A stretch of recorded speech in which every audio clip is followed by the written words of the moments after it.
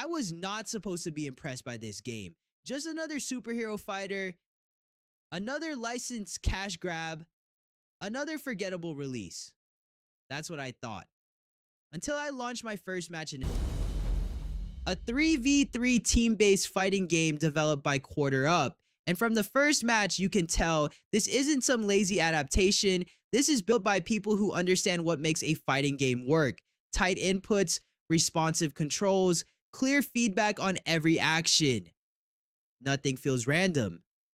At first glance, it looks chaotic. Explosions, blood, characters flying across the screen. But once you actually focus, you realize it's all controlled chaos. The core system is simple. 3 characters, 1 team, constant switching. You don't just fight, you rotate. Start pressure with 1 fighter, extend the combo with another, finish with a third using an ultimate. And when everything connects, it feels clean. No wasted motion, no delay, just pure execution. But this isn't a button masher. If you play like that, you lose. Fast. Because defense here is just as important as offense. Blocking matters, timing matters, spacing matters. One mistake and your opponent can turn the entire fight around in seconds. So every match becomes a decision loop. Attack now, wait, bait, switch. There's always risk, and that tension keeps the fight sharp. Now let's talk balance, because this is where most fighting games break. Usually there's one broken character, one easy win, not here. Early players and fighting game creators all say the same thing. Everyone is playable, no obvious must pick, no useless characters. Even someone who looks weaker can win if you understand the system, so fights don't feel unfair, they feel earned. And that changes everything. Because now it's not about who you pick, it's about how you play, execution, timing, adaptation. That's what wins matches here. Content-wise, the game keeps it simple and effective. Story mode, arcade, training online, no unnecessary filler. The story doesn't try to reinvent anything. It stays close to the original tone, but the fights inside it, they hit harder, faster pacing, more impact, more intensity. You're not just watching a story, you're playing the action.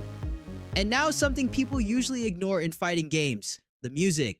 Here, it matters. The soundtrack is aggressive, heavy beats,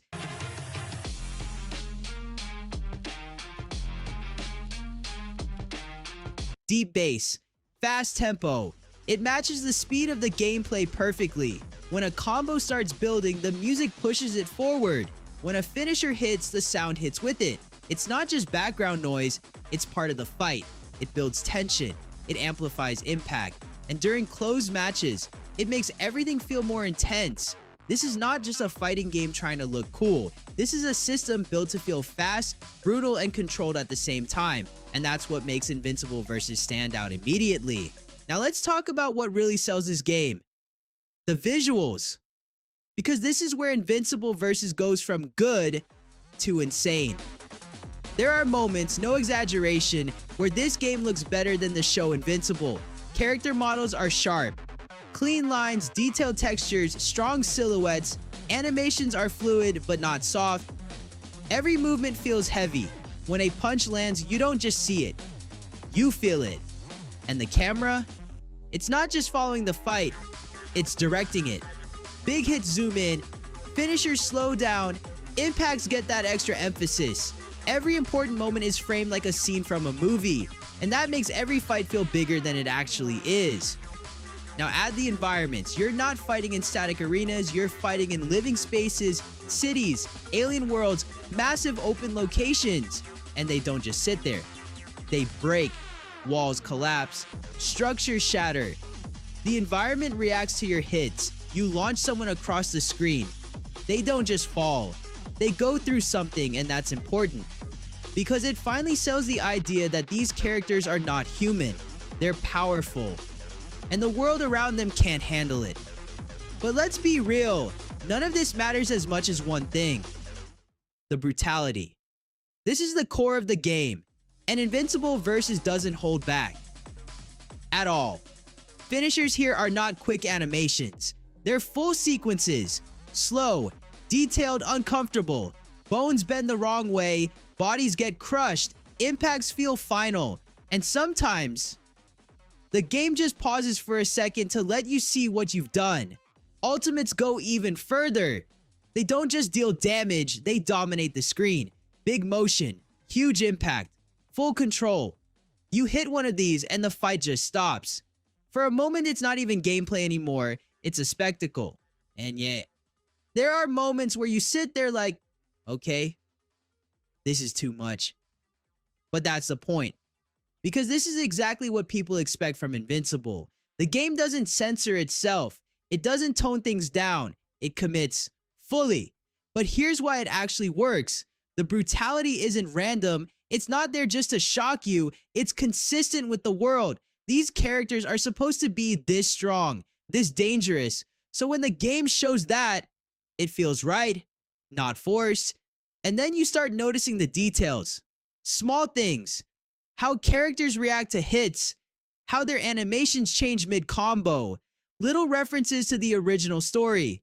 Nothing feels copy-pasted. Everything feels intentional, and that's when it clicks. This isn't just a licensed game. This is a real fighting game that just happens to be set in the Invincible universe. So what's the final result? Invincible versus delivers on everything it promises. Fast gameplay, deep mechanics, strong balance, incredible visuals, and some of the most brutal combat we've seen in a long time. Yes, it's still in beta. Things can change, but even now, it already feels complete. For me, this is an easy decision. 10 out of 10. And if the developers keep improving it, this won't just be a good fighting game, it could become one of the most memorable ones in years.